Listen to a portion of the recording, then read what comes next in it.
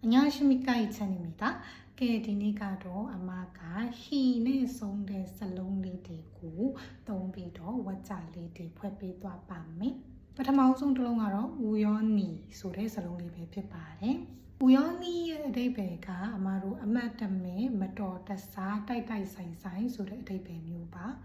ဥပမာငါကတော့လမ်းသွားရင်းနဲ့အမတ်တမဲအဲ့ဒီအမှုကိုမျက်မြင်တွေ့ခဲ့တယ်လို့ပြောချင်ရင် 나는 길을 가다가 우연히 그 사건을 목격하게 되었어요. 나는 길을 가다가 우연히 그 사건을 목격하게 되었어요. 나우들로 당연히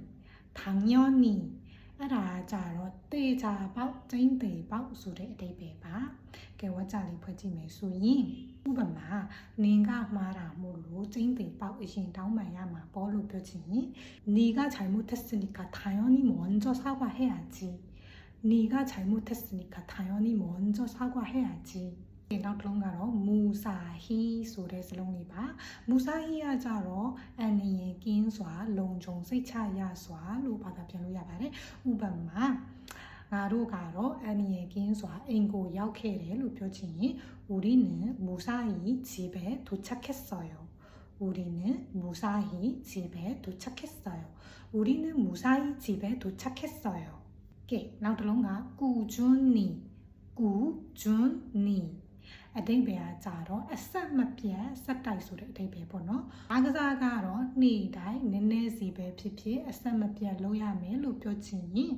운동은 매일 조금씩이라도 꾸준히 해야 해요.